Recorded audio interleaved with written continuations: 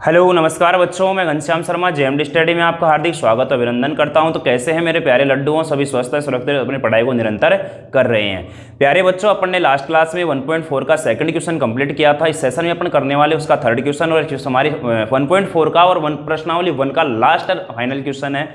Question क्या कह रहा हमसे कि कुछ वास्तविक संख्याओं के दशमलव प्रसार नीचे दर्शाए गए हैं। प्रत्येक स्थिति के लिए निर्धारित कीजिए कि यह संख्या परिमेय संख्या है या नहीं। पहले तो आपको यह पहचान करनी कि परिमेय संख्या है या नहीं है। उसके बाद में देखना कि यदि यह परिमेय संख्या है और p बटा q के रूप की है तो q के अभाज्य गुणनखंडों के बारे में आप क्या कह सकते हैं। मैंने सिखाया था आपको परिमेय और अपरिमेय संख्याओं की पहचान क्या बताई थी। सबसे पहले तो मैंने आपको यही बताया था कि ऐसी संख्याएं जिनको p बटा q के रूप में लिख सकते हैं वो कैसी होती हैं, परिमेय। जिनको नहीं लिख सकते वो क्या होती हैं, अपरिमेय। जैसे मैंने आपको बताया था कि p बटा q के रूप में लिखेंगे और एक में p बटा q के रूप में नहीं लिखेंगे। नहीं लिखने का मतलब है कि यहाँ q बराबर 0 होगा, यहाँ लिखने का मतलब है कि q does not equal to 0 होगा। क्लियर है। दूसरा मैंने आपको बताया था कि जिनका पूरा पूरा वर्गमूल निकलता है वो तो परिमेय होती है, जिनका नहीं निकलता वो क्या होती है, अपरिमेय होती हैं। तीसरा मैंने आपको यह बताया था कि परिमेय संख्याओं में मैंने आपको बताया था कि दशमलव के बाद अंकों की क्या होती है, पुनरावृत्ति होती है। दशमलव के बाद अंकों की क्या होती है, पुनरावृत्ति होती है, वो परिमेय होती है। और दशमलव के बाद अंकों की पुनरावृत्ति नहीं होती है, वो अपरिमेय होती है। दशमलव के बाद अगर निश्चित अंकों तक संख्या रुक गई है तो परिमेय होगी और अनिश्चित तक जाती है तो क्या होती है, अपरिमेय होती है। यानी कि जो शांत जो आवर्ती वाले संख्याएं होती हैं वो शांत आवर्ती वाली संख्याएं परिमेय में आती हैं और अशांत वाली अपरिमेय में आती हैं। प्यारे बच्चों, अब मुझे बताना पहला प्रश्न हमारे पास, अब इसको चेक करना अपने को कि क्या ये परिमेय है कि नहीं है। तो सबसे पहले तो मैं आपको बता दूं कि देखते ही मुझे पता लग रहा है कि ये संख्या दशमलव के बाद 1 से लेकर कहां तक जा रही है, 9 तक जा रही है। इसका मतलब यह परिमेय संख्या है। निश्चित ही यह क्या है, परिमेय संख्या है। और निश्चित ही परिमेय संख्या है तो मैं कह दूंगा, यहां पर इसको लिख दूंगा 4.3 कि 43 यानी कि 43.123456789।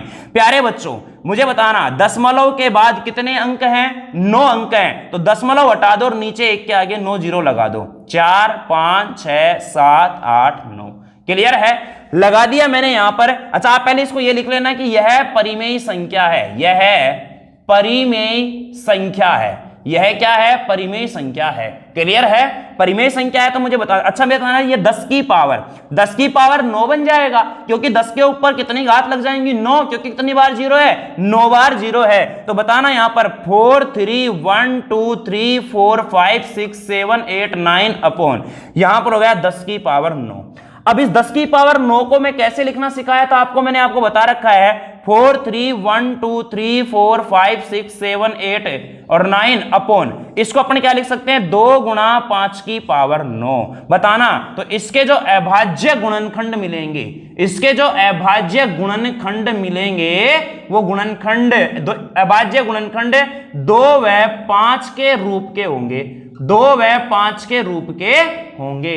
बात समझ में आई कि नहीं आई। तो ये परिमेय संख्या थी। इस परिमेय संख्या को मैंने आपको समझाया। इसके अभाज्य गुणनखंडों के रूप में मैंने क्या बताया कि इसके जो 2 व 5 के रूप के होंगे। क्लियर है। तो ये पता कैसे किया आपने, जो आपको मैंने 4 बातें बताई है परिमेय और अपरिमेय की, उनसे पता किया कि जिन ऐसी संख्या है जिनको p बटा q के रूप में लिखेंगे, परिमेय नहीं लिखेंगे। अपरिमेय नहीं लिखने का मतलब है कि जो हर होता है उसका मान 0 बन जाता है। लिखने का मतलब होता है कि हर का मान 0 नहीं होगा। दूसरा, जिनका पूरा पूरा वर्गमूल निकले। तीसरा, दशमलव के बाद अंकों की पुनरावृत्ति होती है। और चौथा, दशमलव के बाद निश्चित अंकों। तो इसमें दशमलव के बाद निश्चित अंक है, इसलिए यह क्या है, परिमेय संख्या है। क्लियर है। अब देखो इस प्रश्न को देखो। अच्छा, इस प्रश्न को मैं देखूंगा यहां पर, तो बताना क्या ये मेरे पास दशमलव के बाद अंकों की पुनरावृत्ति हो रही है क्या। ध्यान से सुनना, दशमलव के बाद क्या इसमें अंकों की पुनरावृत्ति हो रही है क्या। आप कहोगे कि नहीं हो रही, क्योंकि 1 2 0 1 2 0 0 1 2 3 0 1 2 4 0 फिर 1 2 5 0 1 2 6 0 इस प्रकार से बनेगा। क्लियर है। यानी कि 1 2 एक बार 0, फिर 1 2 2 बार 0, फिर 1 2 3 बार 0, 1 2 4 बार 0, 1 2 5 बार 0, 1 2 6 बार 0, 1 2 7 बार 0। क्या यहां अंकों की पुनरावृत्ति हुई क्या। और कहां तक जा रहा है, ये अनंत तक जा रहा है। कहां तक जा रहा है, अनंत तक जा रहा है। तो मैं लिखूंगा कि यह एक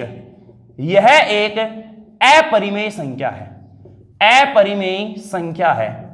जब यह अपरिमेय संख्या है तो p बटा q के रूप की नहीं हो सकती, इसलिए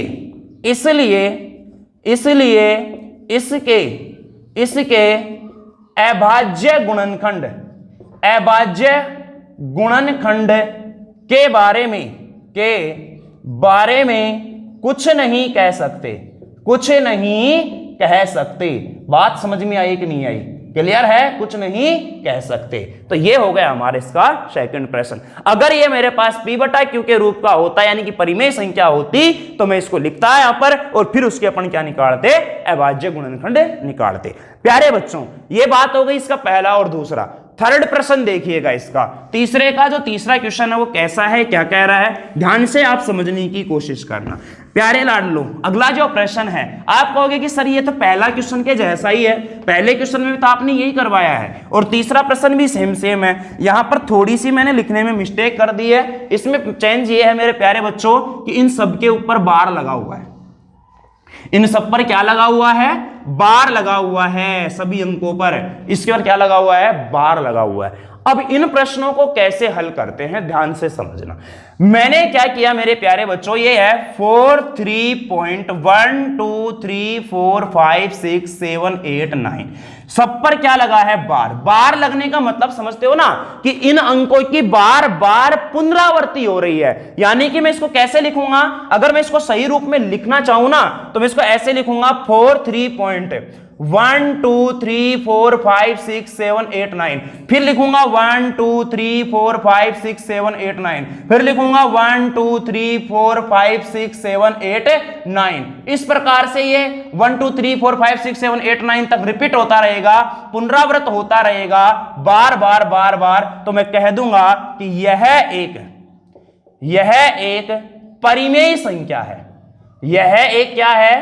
परिमेय संख्या है। अब लिखना कैसे है? तो परिमेय संख्या है तो सर इसको कैसे लिखूंगा मैं? इसको ऐसे लिखेंगे मेरे प्यारे बच्चों, जो 4.3 पॉइंट यहां पर जितने अंक है ना, यहां पर जितने अंकों पर बार लगा हुआ है उतने ही नीचे यानी कि हर में नो लिखने हैं। केवल क्या लिखने हैं? नो लिखने हैं। कैसे? इनको हटा दो बार को। 43.1 2 3 4 5 6 7 8 9 क्लियर है? ये मैंने लिखा यहां पर। और जितनी बार इसमें क्या लिखा हुआ है? जितनी बार इसमें क्या लिखा हुआ है? बार जितने अंकों पर उतने नो लगा दो। 9 पर बार है तो 9 बार नो आएगा। 9 9 9 4 5 6 7 8 और 9। अब यहां से ये दशमलव भी क्या होगा? हट जाएगा। यानी कि जो आने वाली संख्या होगी मेरे पास, ये दशमलव भी क्या हो जाएगा? यहां से हट जाएगा। इसमें क्या हो जाएगा? ये 43 1 2 3 4 5 6 7 8 और अपॉन में अब देखो 9 को 9 9 9 को अपन बाहर कर लेंगे यहां पर, तो यहां पर 9 के अलावा 1 1 1 1 1 1 इस प्रकार से आ जाएगा।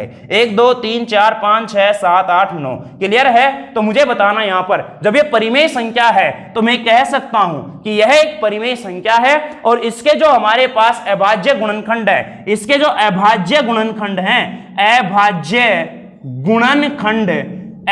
जो गुणनखंड है, अभाज्य गुणनखंड 2 व 5 के अलावा अन्य रूप के भी हो सकते हैं। अन्य रूप के भी हो सकते हैं। क्लियर है? बात समझ में आ रही है?